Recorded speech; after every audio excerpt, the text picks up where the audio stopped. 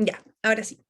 Ya les cuento. Hoy día vamos a ver dos textos. En primer lugar, vamos a ver el de William James, para después ver ya el de Maisto y Morris, que es más bien como el manual un poco, todo sobre el tema de conciencia. En ese sentido, voy a empezar a partir por empezar a compartir pantalla. Esta vez hice un poco al revés de lo que hice la semana pasada. La semana pasada lo que hicimos fue partir por el manual, por decirlo así, y después ya pasarnos como a lo más quizás teórico, más aplicado. Pero esta semana, en cambio, lo vamos a hacer al revés, porque siento que William James habla de muchas cosas y las podemos entender mucho mejor después. Entonces creo que es más fácil como introducirles el tema en general y después ya nos ponemos de lleno al como contenido. Ya, veamos, antes de empezar, no sé si acá han tenido tiempo de leerse el texto.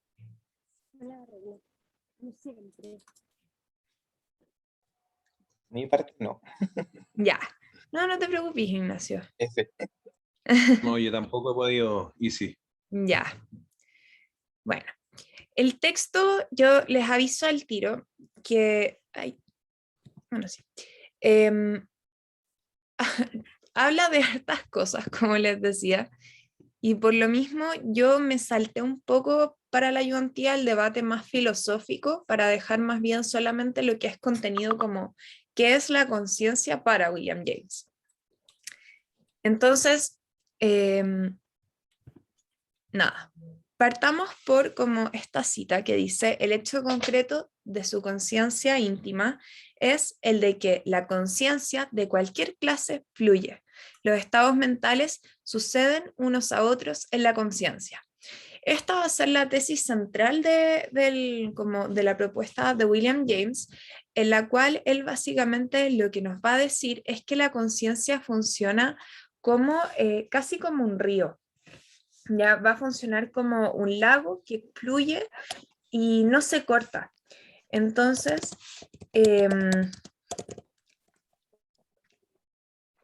como dice acá, la corriente, como él lo va a poner, no va a parar entre un estado mental y otro, sino más bien va a ir pasando como sucesivamente.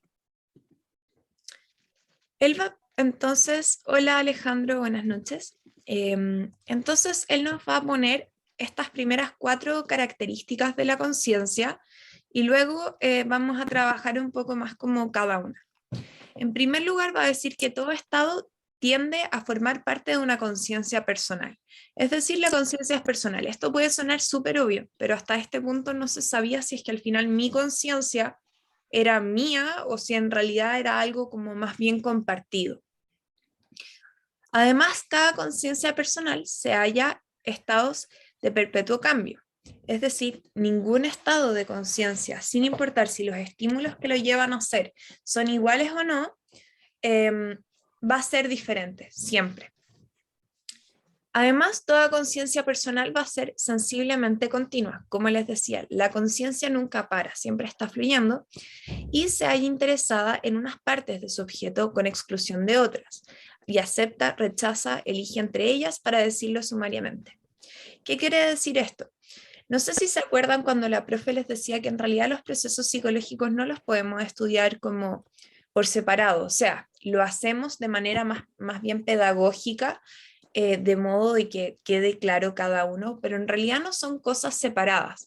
Todos están funcionando al mismo tiempo y de hecho cualquier patología ya mental que ustedes puedan hallar va a justamente tener algún tipo de trastorno en alguno de los procesos psicológicos o en varios. ¿Ya? De hecho, probablemente algún día ustedes conozcan, que estoy mirando el libro al frente mío, un libro que es de psicopatología, en el cual justamente se separa por alteraciones de los distintos procesos, entonces alteraciones de conciencia, de memoria, de percepción, y así. Y con esto a lo que quiero llegar es que justamente cuando nosotros vamos a mirar la conciencia, siempre vemos que la persona está interesada más bien en alguna de las partes del mundo externo que está persiguiendo, sino más bien como que se enfoca a través de la atención. Entonces acá nos dice, hablamos de que todo estado de pensamiento es parte de una conciencia personal. Mi pensamiento pertenece, se corresponde con mis otros pensamientos, el de mis oyentes con los suyos respectivos. Esto se considera como la ley de aislamiento absoluto, ya que no hablamos de pensamiento, sino de mi pensamiento, por tanto todo pensamiento es una posesión. Yo encuentro bien lindo esto, porque en realidad no sé, yo cuando lo leí este texto de nuevo, me quedé pensando que claro, al final, hoy en día, en esta sociedad en la cual en verdad estamos sumamente como expuestos constantemente, lo único que realmente es privado es lo que tenemos en nuestra cabeza, es nuestro pensamiento. Y esto William James lo va a llamar la ley del aislamiento absoluto. Entonces ya entrando en cada una de estas características, partimos porque la conciencia está en constante cambio. Como les decía, ningún estado de conciencia va a volver a ser idéntico a lo que fue antes. Por más que la serie de eventos sea exactamente la misma, sean todos los mismos estímulos, nuestra conciencia siempre está cambiando. De hecho, no hay pruebas de que la corriente aferente nos dé la misma sensación corporal. La corriente aferente, bueno, no sé si ustedes pasaron esto un poco en... Disculpen, voy a cerrar WhatsApp de mi computador, que si no me distraigo.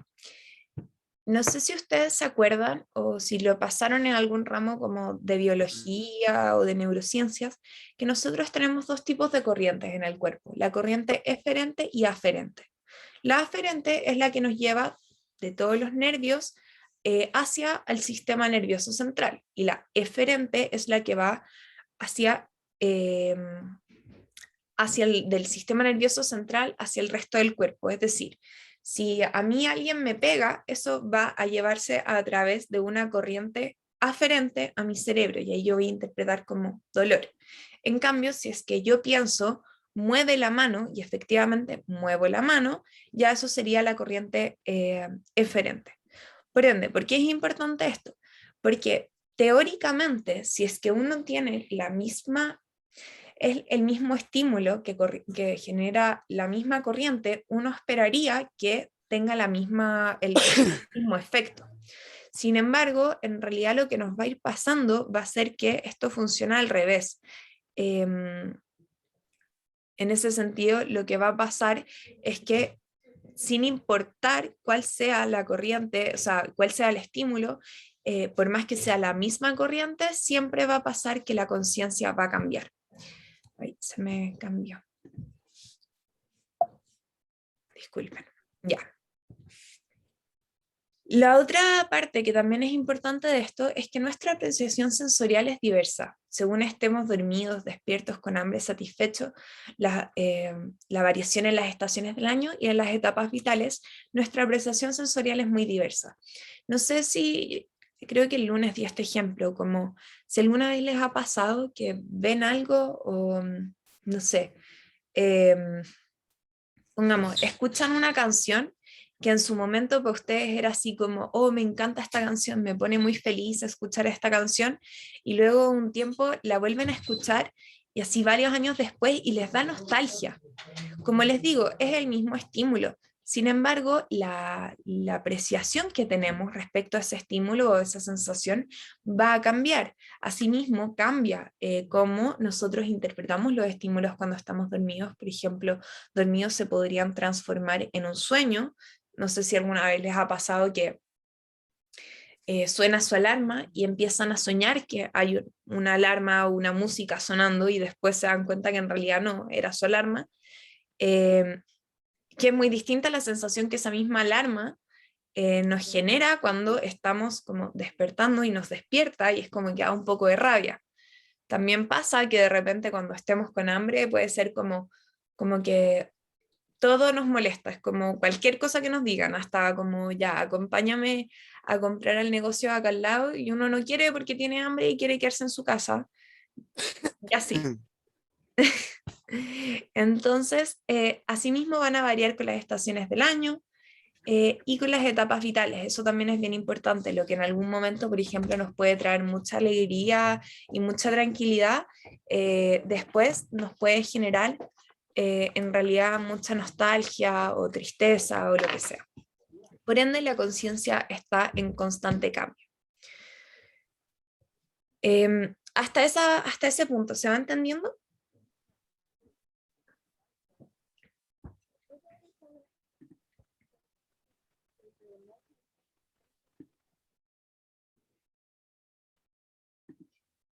Ya, genial. Bueno, por otra parte, como les decía, dentro... sí, acabo de mutearlos también. Yo también me estaba desconcentrando, Alejandro. Bueno, dentro de cada conciencia personal, el pensamiento es sensiblemente continuo. Esto como que, no sé, como sensiblemente continuo suena medio extraño, quizás, al menos para mí cuando primero lo leí, como que me tuve que dar un segundo como para tratar de entenderlo. Pero a lo que se refiere esto es que aun cuando haya lapsus de interrupción, la conciencia se siente después como una forma de continuación de la conciencia anterior, integrando el mismo yo. Pongamos un ejemplo, yo les estoy haciendo acá la ayudantía. Puede ser que entre, no sé, mi pareja a la pieza y saque algo de, no sé, del closet. Yo me desconcentro, ya hay una interrupción en la fluidez de la conciencia que estaba llevando, que era mientras estaba conversando o hablando con ustedes. Pero luego es como que yo me devuelvo y en ningún momento fue que yo, Easy, dejé de ser Easy, simplemente fue Easy que su conciencia se movió a otra parte, pero todo es parte del mismo ser, de la misma unidad. No, un lapsus no es lo mismo que un lapso. Este lapso es simplemente así como un lapso de desconcentración. Lapso es como mucho más psicoanalítico. Sí, el lapsus es psicoanalítico. El lapsus es como cuando de repente, al tiro trato de explicarlo de nuevo, Cami, pero el lapsus es como, por ejemplo, no sé si les ha pasado que están hablando de algo súper serio y de repente se les sale así como una cosa nada que ver, o no sé, como que de la nada dicen algo que no estaban pensando en decir y que no tiene nada que ver con lo que están hablando. Eso es un lapsus y generalmente eso se puede analizar.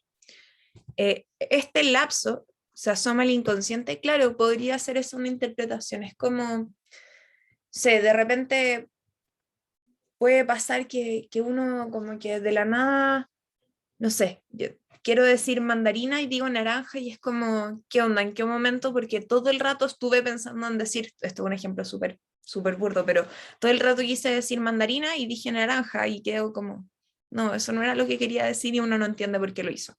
Eso sería un lapsus.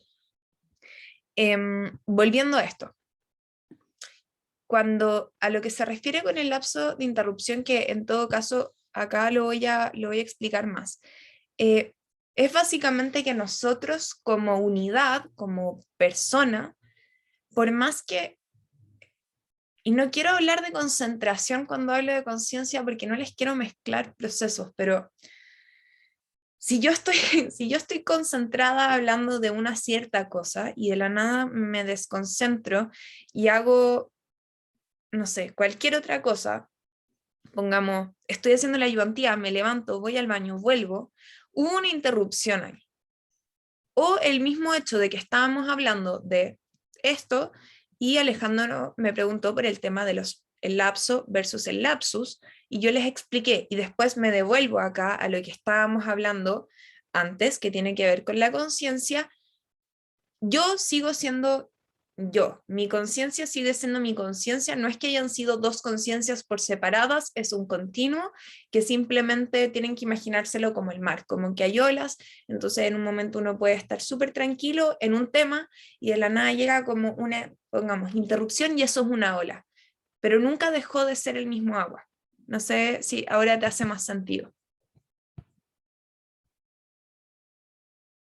Entonces acá lo que dice, genial, que nunca son absolutamente súbitos los cambios de un momento a otro en la cualidad de la conciencia, es decir, no es que sea un cambio súbito, sino que es un proceso, porque como les digo, y como James lo explica, la conciencia es una corriente, las corrientes no se cortan. Por ende, acá hay un ejemplo de interrupción, ¿ya? Este es el ejemplo que da él en el texto. Si dos personas se van a dormir en la misma cama y se despiertan en la misma cama, reconocen que han estado dormidos, recapacitan ya respecto a cuándo se quedaron dormidos y todo, y no enlazan su despertar, es decir, no enlazan su despertar el uno con el otro, no es como que yo despierto y digo como, oh, despertamos, no, yo sé que yo desperté y puedo reconocer si la otra persona también despierta, pero no puedo anudar eso, no somos los dos las mismas personas porque la conciencia es única. Por ende, reconocen su propia corriente interrumpida, pero no anudada con la de la otra persona. Por más que los dos se hayan quedado dormidos al mismo tiempo, los dos se interrumpieron en el sentido de cuando uno se queda dormido, también sería una interrupción de la corriente de la conciencia. No es la misma conciencia, son dos conciencias separadas, y ambas dos fueron interrumpidas, pero no de la misma forma, no se convierten en la misma porque están durmiendo, ni nada por el estilo, sigue siendo única. Por ende, la interrupción significa una continuación propia del recuerdo, y la otra persona solamente puede concebir los estados de los otros, porque el recuerdo es directo, el recuerdo es mío. Un otro, una segunda persona, solamente va a poder concebir en el sentido de que puede analizar cuál es el estado de conciencia de la otra persona, pero no puede recordar lo que recuerda la otra persona, ni tampoco puede entrar en esa conciencia. Por ende, la conciencia entonces funciona como un río y nos ocupamos entonces de la corriente del pensamiento o de la conciencia o de la vida subjetiva. Yo me quedé pensando harto después de hacer la primera ayudantía sobre esto, porque siento que mucho de estas cosas que estamos hablando ahora, si uno se sienta a pensarlas, podrían ser un poco obvias, como mi corriente es una, mi conciencia es una, no deja de ser mi conciencia si dejo de pensar en una cierta cosa, si hay un cambio cualitativo en mi conciencia, tampoco deja de ser mi conciencia, y esta idea de que fluye y todo esto. Pero William James fue el primero que en verdad se sentó a cuestionar cómo pensamos, cómo funciona nuestra vigilia, nuestra conciencia, cómo funciona todo esto. Entonces igual es bien bonito pensarlo de esa manera, con esta metáfora. ¿Hasta esta parte vamos bien? Ya. Voy a volver a mutear acá a una persona que justo entró con el micrófono abierto. Obviamente, si alguien quiere hablar, abra su micrófono nomás y me interrumpe, pero yo, las personas que noto que se les activa nomás, se los voy a ir bloqueando para no desconcentrarnos. Bueno, van a ver entonces estados mentales substantivos y transitivos, ¿ya? Los substantivos tienen que ver con los periodos de descanso y los transitivos con el vuelvo de la corriente de la conciencia. Entonces explica más acá. Un descanso ya se halla comúnmente ocupado por imaginaciones sensoriales, distinguiéndose por una peculiaridad de que pueden ser mantenidos ante la mente por tiempo indefinido sin que cambien. El pensar tiende casi todo el tiempo hacia una parte sustantiva. Les doy un ejemplo. Y no sé si esto va a demostrar que tengo un déficit atencional terrible, no diagnosticado o no. Ojalá que no sea la única que les pasa. Yo puedo estar leyendo y estoy súper metida en lo que estoy leyendo. Y de la nada no sé, me pongo a pensar en algo, nada que ver, mis ojos se siguen moviendo, sigo leyendo, pero estoy pensando en otra cosa, no sé, ¿qué voy a cocinar de almuerzo? Ya igual podría hacer tallarines, ya no sé qué, no sé cuánto. Ya no, concéntrate, y vuelves, y empiezas y sigues leyendo, y es como, oh no, no me acuerdo lo que acabo de leer, te devuelves un poco, empiezas a leer, te distraes. Eso es común, suele pasar, ya, genial. Ya, ese ejemplo es lo que él se refiere con esto de los descansos. Los descansos entonces serían esta parte sustantiva de la conciencia. Y lo transitivo entonces pasa a ser, lo transitivo sería como la corriente central, ¿ya? Entonces lo transitivo pasa de ser entonces una conclusión sustantiva a otra, porque a fin de cuentas no pensamos en línea recta, no pensamos como, no sé, hoy día voy a hacer esto y esto y esto y esto y esto y nunca nos interrumpimos a nosotros mismos, siempre nos estamos interrumpiendo. Por ende, al final todo ese tránsito tiene que ver con estos flujos, como que nos vamos para un lado, nos vamos para el otro, nos confundimos a nosotros mismos y nos devolvemos y si queremos explicar el cómo pensamos, probablemente vamos a tener que explicar mucho más lo sustantivo que lo transitivo, porque lo transitivo en este caso era leer y la mitad del tiempo de ese no estuve leyendo. Y eso lleva a que el objeto presente ante la mente siempre lleve una aureola. Imagínense una aureola así como la de un ángel, ya el ángel con su aureola que está ahí, o como acá del satélite, el anillo, en el cual imagínense que este satélite sería como el pensamiento o el objeto del pensamiento central. ¿Ya? Pero ese objeto siempre va a tener alrededor muchas otras cosas. Por ejemplo, vamos a hacer como tipo un juego. Si yo les digo color, ¿no habría que trabajar en ese pensamiento transitivo? ¿Más la atención? ¿Es posible? O sea, yo creo que sí, yo creo que justamente tiene mucho que ver lo transitivo con la atención, pero yo también pienso el tema de lo transitivo con el tránsito, como la línea que tiene que seguir. Por ende, quizás también tenga que ver un poco con, más que la atención, la dispersión, como qué tan esquematizado es nuestro pensamiento. Yo me imagino, por ejemplo, que, o sea, sé que dentro de las alteraciones del pensamiento podemos encontrar cosas como el pensamiento laxo, que tiene que ver con estar saltando de un tema a otro, ahí lo transitivo se pierde, no hay transitivo. Entonces, yo creo que tiene también que ver un poco con eso. Pero volviendo acá a este tema de nada. Imagínense, yo les digo el color rojo. Díganme con qué asocian el rojo. Puede ser cualquier cosa, no los voy a analizar. Entonces solamente para que veamos esto. Fuego, perfecto. Más. Intensidad, perfecto. Líquido, ya. Continúe. Sangre, perfecto. Izquierda, maravilloso. Ya, bueno, yo creo que acá tenemos suficiente, pero súper buenos ejemplos. Dijeron cosas nada que ver unos con los otros, lo cual está perfecto. Eso es la aureola.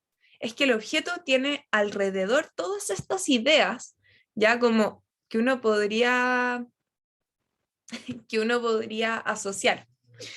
Entonces, cuando nosotros recordamos, hay en la conciencia una suerte de aureola que nos dirige hacia una cierta dirección. Por ende nos pasa esta idea de lo tengo en la punta de la lengua, porque tenemos esta asociación que aparece, que no sabemos dónde está, pero está por ahí flotando. Es como, yo sé que está ahí, está demasiado cerca de aparecer y es como que tuviéramos que encontrar ese punto en la aureola para que aparezca esta palabra que se nos olvidó. Por ende, lentamente las palabras y las cosas llegan a la mente. Desaparece la intención anticipatoria y la adivinación. Por ende, el significado se halla todo él en este halo que rodea o escolta. Eso se denomina el sobretono psíquico o aureola al halo de relaciones en torno a la imagen. Esta aurora, halo, sobretono psíquico es lo que causa que las cosas nos lleguen a la mente. El otro día, de hecho, estaba pensando, creo que fue cuando estábamos, fue en una clase, pero fue en una clase de ustedes, yo sé, porque me quedé pensándolo mucho rato. Puede haber sido en la clase de memoria, pero de la semana pasada. Y yo dije, qué loco pensar que, claro, si uno se baja por la metáfora computacional, podría pensar que el cerebro funciona igual que un computador, por ende habrían carpetas con archivos y uno podría ir y abrir la carpeta, no sé, yo voy, PowerPoint, carpetas, ayudantías, UNAV, segundo semestre, y encontrar algo ahí. Pero el pensamiento realmente no funciona así, yo no me voy metiendo en las carpetas, es como que está el objeto, que sería, no sé, ayudantías, y para llegar al segundo semestre la cosa tiene como que aparecer en mi mente. Entonces, esto vendría como saltando de esta aureola. Por ende, William James hace este dibujito en el cual dice que van a ser las condiciones cerebrales de la aureola. Voy a ocupar las mismas palabras que ustedes me ponen acá para no pedirles más palabras.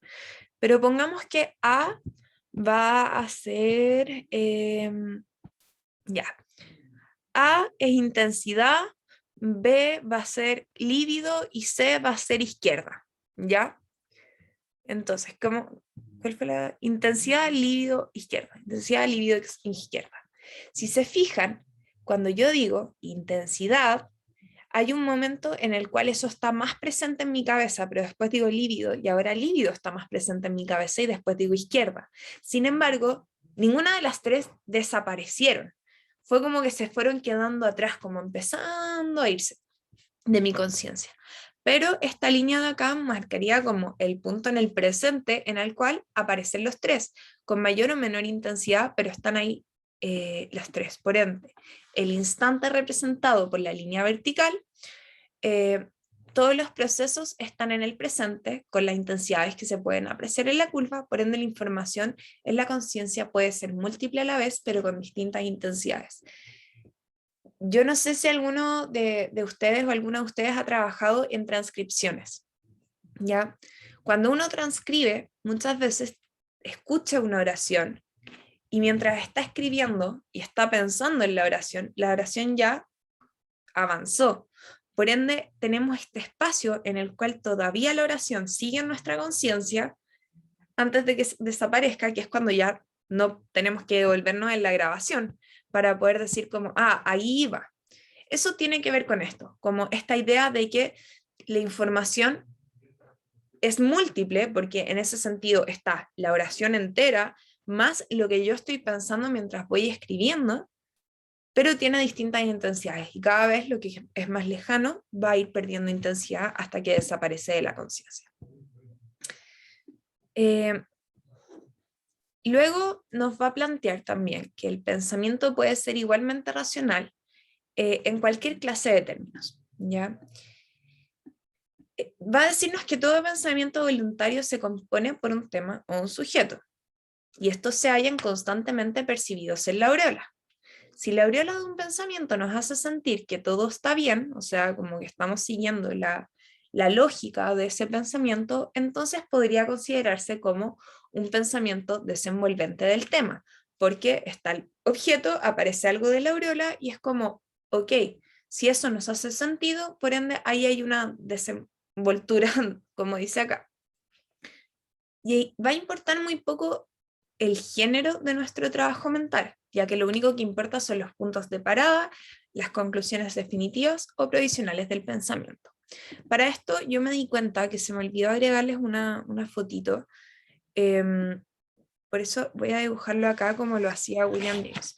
Yo les digo al tiro que dibujar en computador es súper difícil, así que voy a tratar de hacer mi mejor esfuerzo. Si se leyeron el texto, entonces les debería aparecer esto.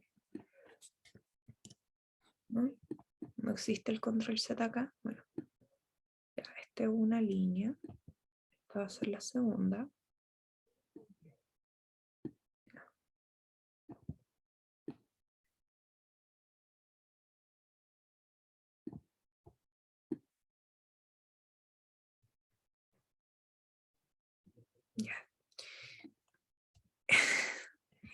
¿Por qué es esto? Este dibujo tan extraño que les hago. El punto A es el objeto de partida. La Z va a ser el objeto de llegada, a la conclusión que queremos llegar. Nos importa súper poco a nosotros el proceso que ustedes hagan para llegar de la A a la Z. Es decir, una persona podría decir así ya, juego de asociaciones, y digamos que alguien se tiene que acordar de, o más que asociaciones, alguien se tiene que acordar ya, de qué decía Freud. Puede ser que la conciencia de ustedes, quizás por sus trabajos, sus procesos de memoria, de aprendizaje, o quién sabe, pueda decir al tiro, Freud, primera, segunda tópica y el aparato psíquico. Perfecto. Lineal, llegó de un punto al otro. Quizás otra persona se dé un par más de vuelta y diga como Freud, psicólogo, Austria, Alemania, nazis, no sé qué, bla, bla, teoría de no sé cuántito, y ahí, perfecto, primera y segunda tópica. Puede ser que otra persona se dé 10.500 vueltas, da lo mismo este proceso. El punto es la capacidad de llegar de la A a la Z para tener la conclusión definitiva o provisional. Por ende, el pensamiento es racional en cualquier clase de términos. Esto yo creo que no es algo que se siga pensando mucho hoy en día, ¿ya? Pero así es como lo presenta el William James.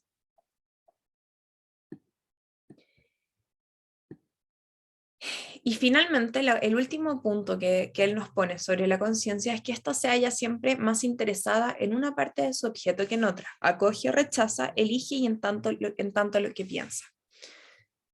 Esto simplemente tiene mucha relación con la atención. Esto quiere decir, ustedes están en una pieza, pueden haber miles de estímulos. Donde ustedes ponen su conciencia, ponen su interés, va a ser en este caso, ojalá, en el computador o aparato electrónico por el cual estén viendo la ayudantía, al igual que yo.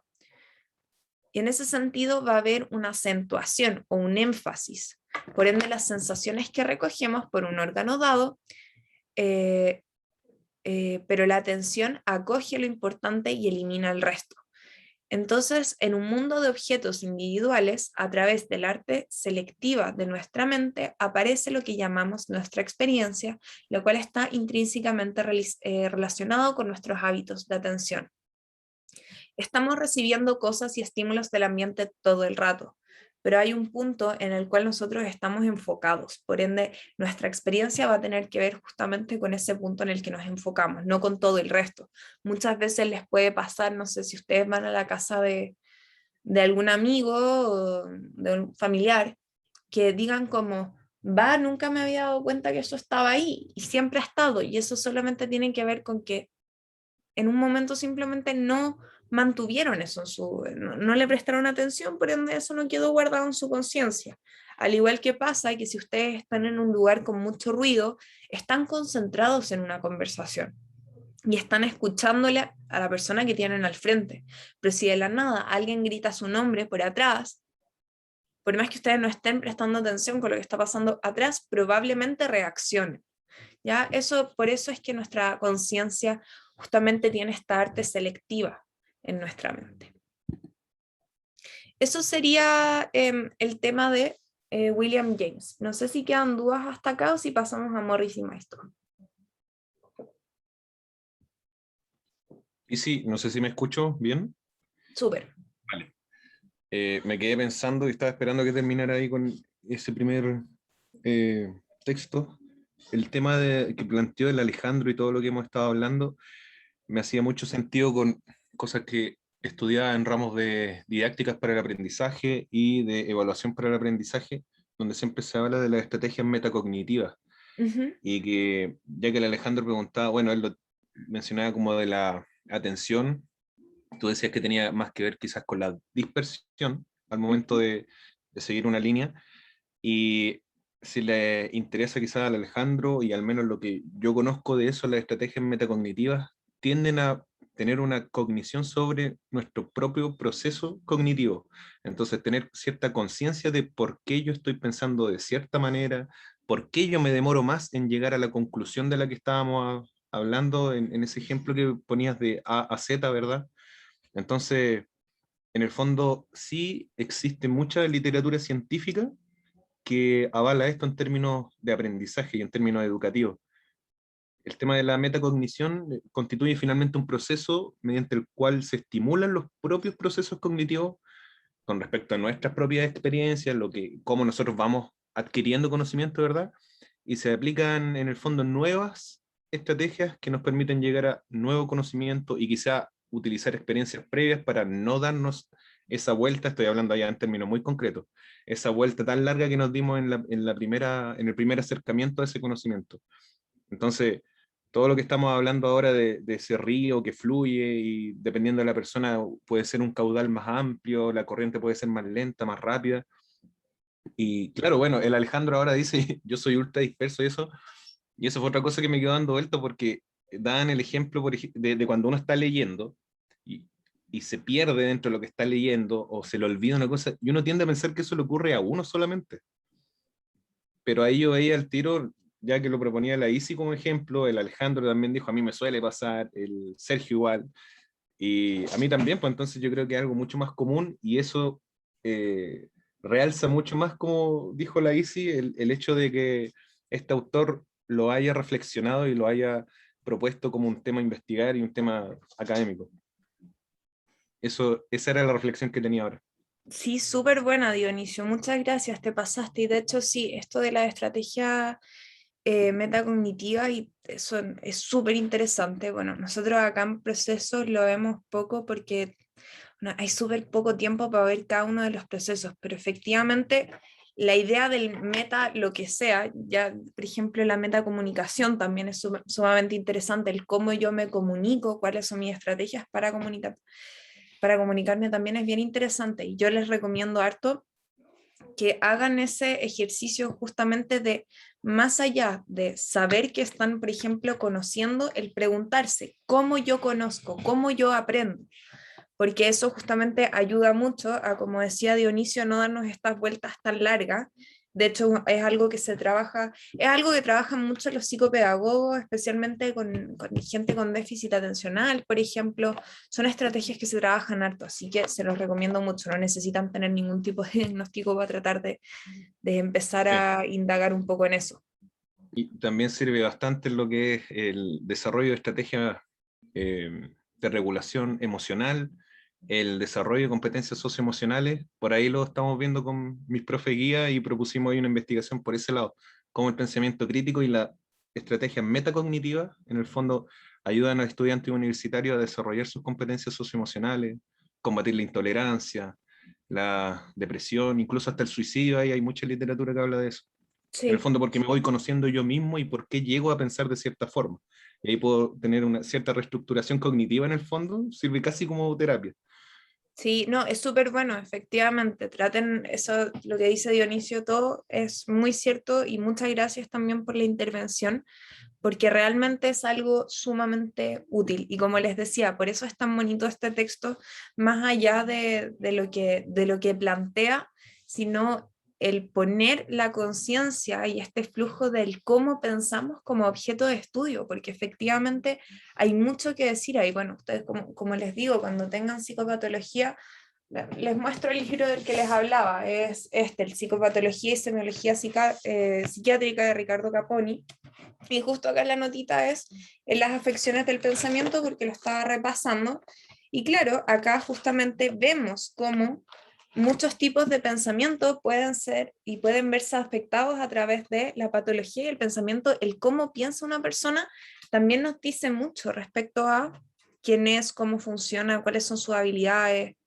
Sí, él es un psiquiatra chileno, él hizo este texto y en verdad es maravilloso, es como mi Biblia, honestamente, porque Genial. es mucho más entretenido que leer, por ejemplo, no sé, pues el DSM y todo, porque está todo súper bien explicado. De hecho, cuando tengan ramos de psiquiatría, se los ultra recomiendo este libro. Yo lo fotocopié porque no, es carísimo. Pero claro, acá se va separando por la psicopatología, no sé, del pensamiento, de la psicomotricidad, de todas.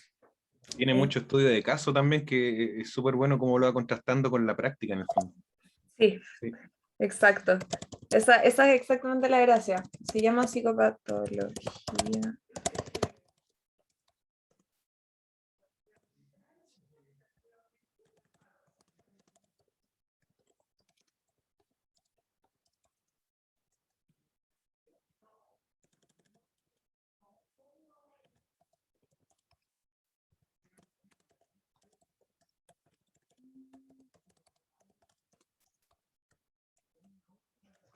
Nunca sé cómo se escribe. Ah, Ricardo Capó. Bueno, volviendo al tema, y como les digo, esa va a ser, si no se los pasan en la U cuando tengan este texto, cuando tengan psiquiatría o psicopatología, les recomiendo que lo ocupen porque realmente que explica todo demasiado bien.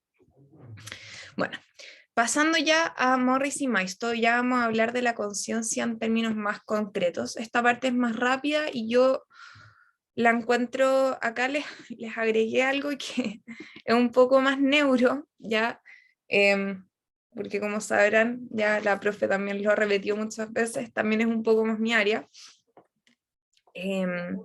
Entonces, nada, se los agrego acá también, está en el libro, pero como para poder darles una apreciación por ese lado.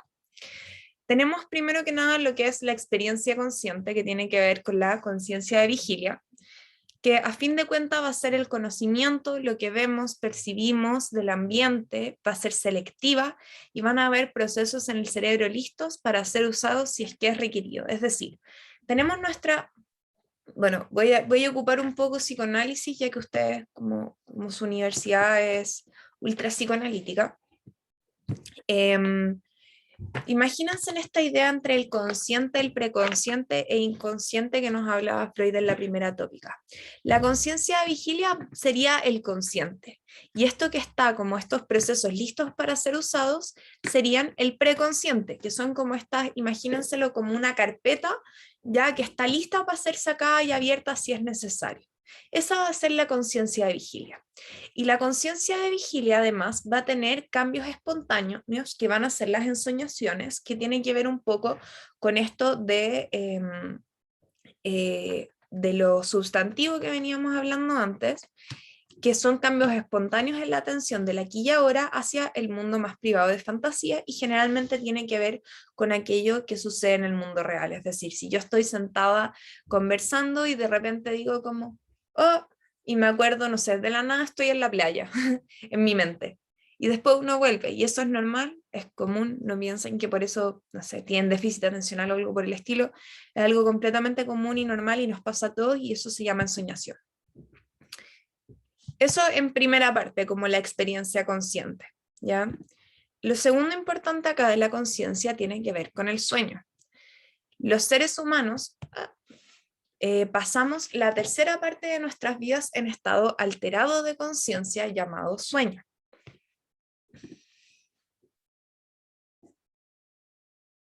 No, la conciencia de vigilia es estar despierto. El sueño entonces va a ser el estar dormido, y tiene que ver con que, bueno, justamente nosotros como seres humanos pasamos un tercio de nuestras vidas durmiendo, y dormir es sumamente necesario. Si uno no duerme, se muere, así de simple.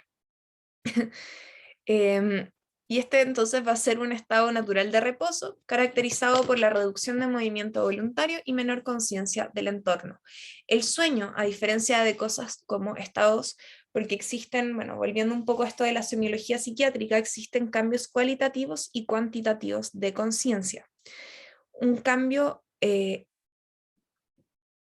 la conciencia, como el sueño, no significa que la conciencia ya no esté, solamente que es menor a la que tenemos cuando estamos despiertos. Y acá entra esta parte que yo ya llamo un poco más biologicista, que igual es bien importante, que son los ciclos circadianos, que va a ser una adaptación antigua y fundamental del ciclo solar de 24 horas, que va a ser como el reloj biológico humano. ¿Ya? Este va a ser gobernado por neuronas que están localizadas al interior del hipotálamo, conocidas como núcleo supraquia, me cuesta mucho decir esta palabra, núcleo supraquiasmático, NSQ. ¿Ya? El NSQ va a ser el que informa a nuestro cuerpo respecto a los ciclos diarios de luz y de oscuridad, y además va a secretar neurotransmisores que van a ser estas pequeñas moléculas que generan cambios a nivel químico en nuestro organismo específicos que van a regular, en este caso, los liberados por el NSQ, la temperatura, el hambre, los niveles hormonales, el metabolismo, la presión, y todo esto va a variar a lo largo del día, según entonces los cambios que hay en el mundo por la luz, día a día. Por ende, algo que pasa, por ejemplo, es que cuando tenemos poca luz, se empieza a producir más melatonina en el NSQ, y eso nos da más sueño. Y una alteración muy conocida del ciclo circadiano es el jet lag, que es esta sensación de cuando uno viaja en avión y llega a otra zona horaria, que nuestro cuerpo como que está medio como cortado, como que todo está medio, no sé, como que todo está mal con el cuerpo, uno está cansado, pero no es solamente la sensación de cansancio, es todo, es como que nos da hambre otras horas, nos da, no sé, sensaciones raras que no debiesen estar en esos momentos del día. Eso tiene que ver justamente porque hay una alteración del ciclo circadiano. ¿Qué se puede hacer al respecto? Hay gente que recomienda tomar melatonina, no sé cuántos días antes era, sé que hay que tomarla por un par de días antes, cosa de que uno se sube al avión y tome la melatonina a la hora en la cual te tiene que dar sueño cuando llegues al lugar, como según las horas de sueño que uno tendría que cumplir, cosa de tener menos sensación de jet lag. Ya esa es como una trampita que la gente ocupa harto. Porque es una sensación, bueno, si es que han viajado a lugares que tengan diferencias de horario importantes, les aseguro que o les ha pasado o les va a pasar, porque es lo más normal del mundo. Y bueno, el sueño en términos ¿Sí? de conciencia, dime, Cortito ahí, otro tema que también viene a dale nomás. colación con los ciclos circadianos. Recuerdo un profe que estaba haciendo una investigación, eh, nos utilizó ahí como conejillos de India en clase ¿Ya? y ya nos pasó un test, todos nosotros tuvimos que contestar el cuestionario y nos dijo, perdón, la próxima clase les voy a traer unos resultados y van a ver cómo afectan en el fondo todos los ciclos, el tema del REM y otras cosas. Entonces, después cuando vuelve, había hecho una tabla con todos los resultados del cuestionario y bueno, las preguntas eran como, ¿cuándo usted se siente más activo? ¿En qué horario usted trabaja mejor? ¿Cuándo usted suele leer un libro? Cosas por el estilo. Ujú. O cuando prefiere entrenar. Eran ese tipo de preguntas. Y obviamente las respuestas iban en si era temprano y tenía ciertos tramos horarios. La cosa es que después él nos pone en una tabla en la pizarra, encierra en 3 partes en los resultados y éramos alrededor de 18, 19 alumnos en el magíster. Entonces nos dice, miren, estos de acá arriba que son los que les gusta trabajar temprano, hacer las cosas bien en temas diurnos, vean cómo están distribuidos en la sala y están todos agrupados en un lado. Y dice, y los que son más bien vespertinos, los tengo aquí al otro lado de la sala, dijo. Pero, y ese fue, digamos, un resultado bien sorprendente porque no era truco de magia ni nada, y nosotros ya nos conocíamos de antes, pues era como el segundo Claro. semestre. Y ahí nos dijo, y esto tiene mucho que ver también con el comportamiento de cada uno de ustedes. Pero, y de verdad, y como que nos dejó con la boca abierta porque, claro, dijimos el cuestionario y todo, ya que tiene que ver, pero él también ahí en el fondo hizo la correlación con ciertas tendencias, incluso afinidades entre nosotros mismos, ¿cachai? Entonces, Sí, de verdad fue interesante. sí, no, es súper interesante este tema de los ciclos circadianos. De hecho, yo me acuerdo que mi profesor de neurociencia, la primera clase que tuvimos con él, también nos dijo como tarea para los que quieran hacerla, en verdad, porque no era obligación al tiro, Alejandro, pero para terminar con el tema. Eh, Les voy a dejar una tarea, así los que quieran hacerlo. Anoten O sea, vayan anotando por un mes cuando ustedes despiertan cansados, cuando ustedes despiertan así con mucha energía, cuando tienen ganas de trabajar en la mañana, cuando tienen ganas de trabajar en la tarde, cómo despiertan día a día. El próximo mes vayan leyéndolo día a día y vean si es que se va, o sea, y háganlo de nuevo, márquenlo de nuevo. Y nos dijo, a los 3 meses lo más probable es que ustedes van a tener una línea sumamente clara de cómo ustedes se comportan en cada momento del mes. Y yo así como, ya, no, ¿cachai? Como, no, esto tiene, no pueden, o sea, hay otras cosas que afectan. Y efectivamente, al tercer mes yo sabía, ok, voy a despertar con energía esta semana, voy a no querer tener nada que ver con el mundo tal semana, van a ver, ¿cómo se llama esto? No sé, voy a querer ser súper productiva X semana y voy a ser súper floja X semana. Y eso efectivamente tiene que ver con esto, con los ciclos del cuerpo, que todo el cuerpo funciona a través de ciclos, no solamente el ciclo circadiano. Dale, Alejandro. ¿Se escucha? Hola, Isi, ¿qué tal? ¿Se escucha? Hola, Ya, sí, genial. súper. Sabes que tengo dos preguntas. Se la Ya. hice a la profe en clase y te la hago a ti. Sucede que mi novia no sueña y ella hasta hace como 9 años que se está analizando, psicoanalizando. Y el ¿Ya? analista le dijo que ella tenía bloqueada la caja negra. La caja negra, por eso ella no soñaba. Entonces desde ahí yo te hago la pregunta. Porque yo quedé como, oye, ¿eso es posible? Como que no me convenció lo que me dijo mucho. Entonces, por eso te lo pregunto. ¿Es posible que una persona no tenga sueños porque tiene la caja negra bloqueada y que en estado de estar despierta, como que tenga mensajes de esto, como, a ver, como que el inconsciente actúe o se manifieste estando despierto o estando despierta? Y esos sueños sean como mensaje en estado no de vigilia, o sea, en estado de conciencia de vigilia, porque recién lo estoy aprendiendo y por eso te estoy preguntando. Sí, dale nomás. Porque ahora que estoy como sumergiéndome en el psicoanálisis me doy cuenta de que, claro, que los sueños también tenemos mensajes. Desde aquí viene la otra pregunta, porque son como dos. Yo ¿Ya? ocupo la técnica de la meditación y últimamente en las meditaciones he tenido como mensajes muy parecidos a sueños.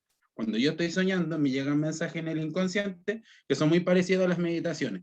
Entonces, como ambas, tanto las meditaciones como el sueño son estados de conciencia alterados, yo te quería preguntar eso. Una, que una persona no sueñe porque tiene la caja negra bloqueada, y otra, que en estas meditaciones a mí me están llegando como mensajes muy parecidos a los sueños. Entonces, hay distintas, y ya hasta la anoté, hay distintas etapas en los sueños. Sí, acá las tenemos, Entonces, de hecho. ¿en qué? A ver, se lo pregunté a la profe, cuando en alguna etapa de este sueño hay como mensaje en estado alfa cuando estoy meditando, porque cuando yo estoy meditando estoy en estado alfa, y lo mismo en los sueños, pero en los sueños, ¿hay un estado alfa? ¿Será el principio? ¿Será la mitad? ¿Será el final? ¿Serán estos estados REM en esta ensoñación? Y la otra era esa, po. Sí, así es la teoría, ¿Es posible que una persona tenga bloqueada la caja negra y no sueñe? O Y esos sea, sueños sean... mira, te voy a responder, pero no tomes mi respuesta como una verdad absoluta. Te voy a No, decir lo claro, que por eso te yo pregunto. pienso. Sí, dale. Bueno, de partida me parece raro que un psicoanalista le haya hablado de la caja negra bloqueada porque no es algo que se hable en psicoanálisis como el concepto de caja Lo negra. sé, Sí, lo sé, lo sé. partamos por eso, como que me parece raro. Por otra parte, ¿es posible que una persona efectivamente no sueñe? No, porque todo el mundo cuando duerme sueña. El tema acá, y generalmente es en la fase del sueño REM, ya que es el que está acá, Sueño aparece REM, como ok. MOL. El tema acá es Mm, que, según la teoría psicoanalítica, al menos, y lo que yo sé, porque yo tampoco soy experta en psicoanálisis, de hecho, recién ahora estoy tomando mis cursos de profundización en psicoanálisis, porque la Portales tiene una malla súper distinta a la de usted.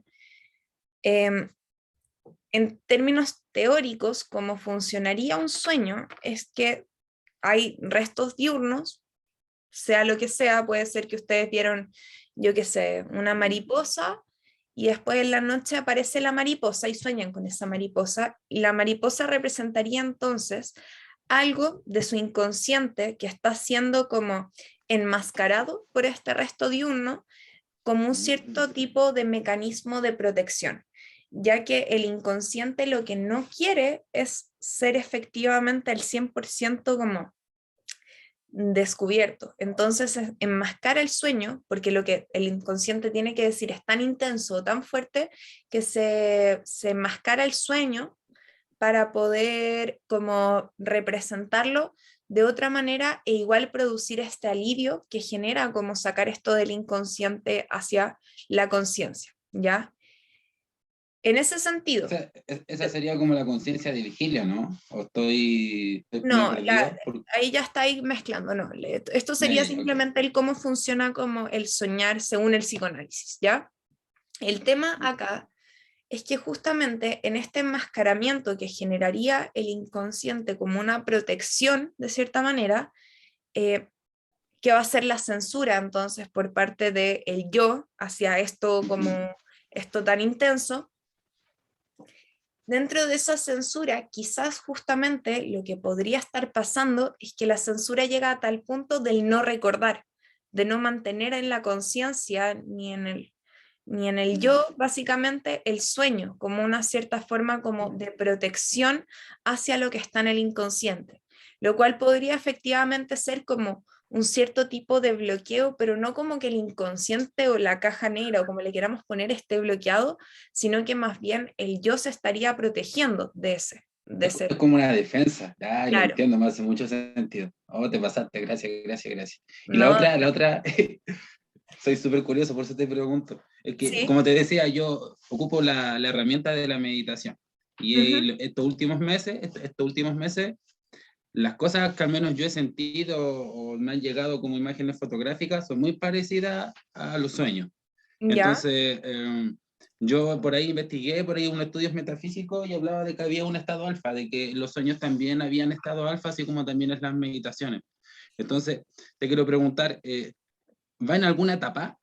Así, ¿va en alguna etapa? Está como, porque claro, cuando yo estoy meditando, igual estoy consciente de que hay un movimiento, de que hay ruido en lo externo, de que tengo que poner, no sé, una música puntual. Entonces, sí estoy consciente y no estoy dormido. O sea, dormido, bajo la guardia, me llegan mensajes, pero estos mensajes en estas meditaciones, que son para mí, al menos de forma personal, es distinto a estar dormido versus una meditación, pero también es un estado de conciencia alterado. Entonces, mi pregunta nace ahí, en los sueños, ¿hay en algún nivel de estos 4 niveles de soñaciones que son las 4 fases REM, que es las que estamos, creo? eh, Estar al medio, al principio, al final, en los sueños cuando estamos más profundos nos llegan más mensajes, o eso va a depender de la persona, o no es como algo general. o sea, efectivamente las ondas alfa se correlacionan con un cierto tipo de momento del sueño, el cual tiene que ver con como con el estarse quedando más bien dormido, porque Ujú. justamente cuando uno está despierto es que aparecen las ondas alfa, las Claro, ondas claro. como del sueño como profundo ya serían las ondas delta, que serían acá en Mm. como, Ah, claro, sería como el principio, sí, también me hace sentido. Te quería sí, preguntar para ordenar mi cabecita. Vale, no, gracias, sí, te por pasaste, Isi. supuesto, de nada. Y bueno, entonces, y acá Dionisio había dicho, solo para contribuir, los ritmos biológicos, además de ser circadianos, también pueden ser ultradianos e infradianos. Ahí debemos tomar dianos, duración de un día, en términos muy sencillos. Entonces, ultradiano es un tramo superior a la duración de un día e infradiano menor a un día, y el circadiano es la duración similar a un día. Sí, efectivamente, súper bien. Muchas gracias por el aporte. Ya, y volviendo a esto de los sueños, que en verdad yo se los voy a pasar súper por encimita, como dice acá, hay técnicamente 5 fases en el sueño, la última siendo el sueño REM, que es el sueño con movimiento ocular rápido, por eso también se le pone MOR, REM es Rapid Eye Movement, está en inglés, que es el momento generalmente en el cual soñamos, que es bien interesante si uno lo ve acá en el EEG, porque si se fijan hay como una onda que está sumamente alterada, las otras están alteradas, pero en movimientos sumamente chiquititos, como en cambio en el despierto, si se fijan, los movimientos son más lentos en cierto sentido, como que las ondas se amplían, tienen mayor amplitud, pero menor duración, o sea, mayor amplitud y mayor duración. Acá al revés, menor amplitud y menor duración. ¿Y qué es lo que pasa en el sueño REM? Básicamente el cuerpo se paraliza en cierto sentido para que nosotros no podamos actuar nuestros sueños, porque si es que esto no pasara, como este es el momento en el cual nosotros generalmente soñamos, podría pasar que la persona en un cierto estado como medio sonámbulo se pare y empiece a actuar sus sueños, lo cual sería muy peligroso, por ende el cuerpo se paraliza y ahí mismo entra esto de las parálisis del sueño, que puede sonarles conocido, si es que a alguien lo ha pasado, lo siento mucho porque son terribles, pero que justamente tienen que ver con entrar en estado de vigilia mientras el cuerpo está paralizado.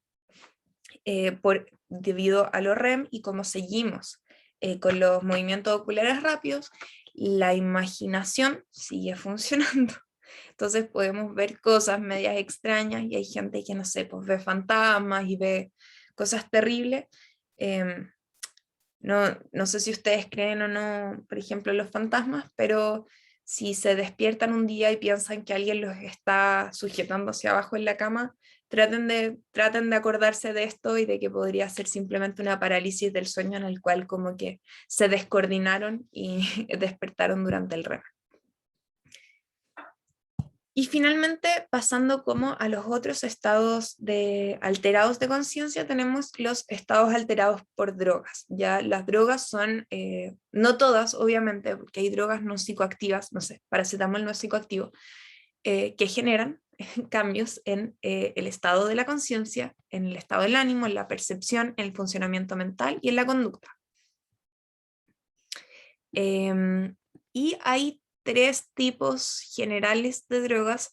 Yo cuando lo había estudiado, esto me baso mucho en el libro que les pone la profe, obviamente Morris y Maisto, ellos lo presentan así, hay otros autores que tienen un desglose un poco más largo, en el cual, por ejemplo, ponen a la marihuana en un estado, en una categoría por separado.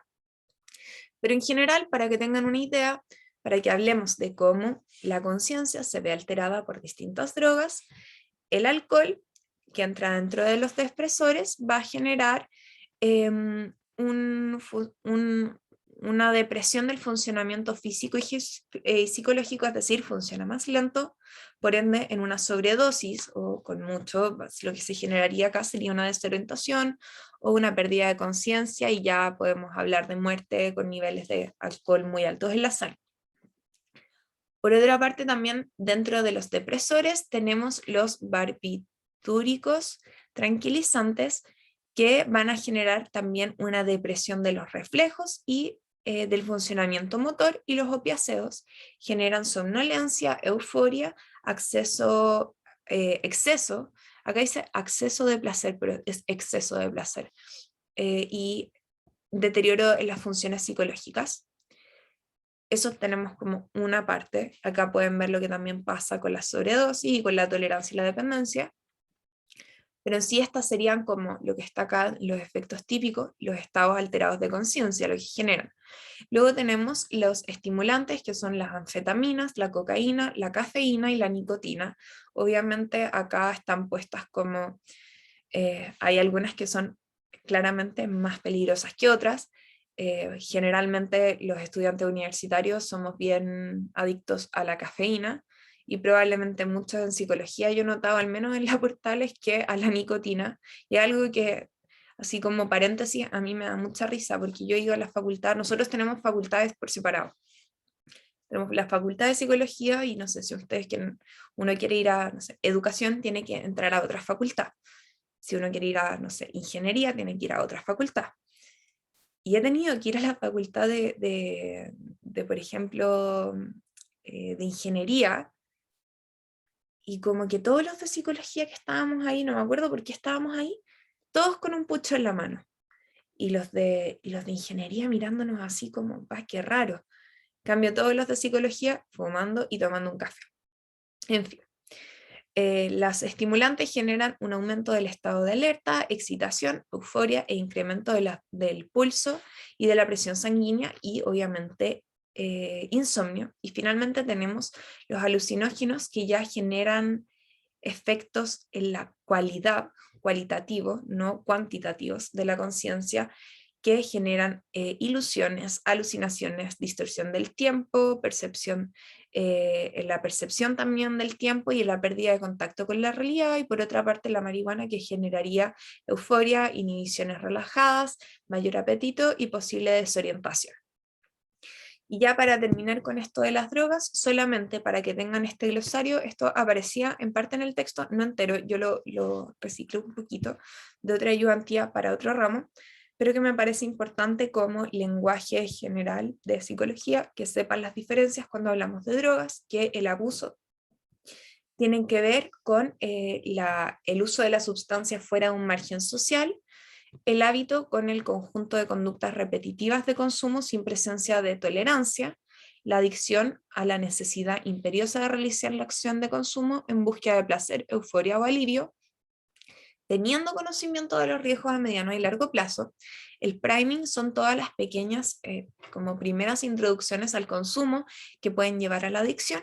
El craving tiene que ver con la necesidad, con las ganas de consumir y falta de control al respecto, la tolerancia a la necesidad de mayor dosis para obtener los efectos deseados, y el síndrome de abstinencia, que también generan cambios en los estados de conciencia, ya que son síntomas físicos cuando se detiene el consumo de forma brusca, que parten de a las pocas horas y suele durar 4 días, aunque puede ser más, dependiendo de la sustancia, y además de eso, dependiendo de la sustancia, puede generar cambios bien importantes en términos de la conciencia. Por ejemplo, tenemos el delirium tremens, que tiene que ver con el dejar gente alcohólica que deja de beber, que puede llegar a fases de delirium. Gente que, por ejemplo, consume mucha anfetamina, pueden llevar también a delirios, alucinaciones y así. Eso sería todo por hoy. Sí, fue un gran compendio hoy día. No sé si es que les van quedando dudas. Y si yo sí tengo una duda, ¿se escucha? Sí, súper. Mira, pasa que es con el tema de los ciclos del sueño. Pasa que mi pololo, hay días que mínimo 3 veces en la noche habla y se mueve, ¿cachai? Él se sienta en la cama como que estuviera normal. Mi pregunta es, ¿él tiene como varios ciclos del sueño en la noche? Como que empieza, termina, después cuando termina de hablar se duerme, empieza. ¿Es así o no? Sí, generalmente un ciclo de sueño, como cada ciclo dura como entre 90 minutos a 120 minutos. Nosotros generalmente pasamos por 4 a 6 ciclos durante la noche. Ah, ya. Bueno, ya, caché. Ya, gracias. De nada.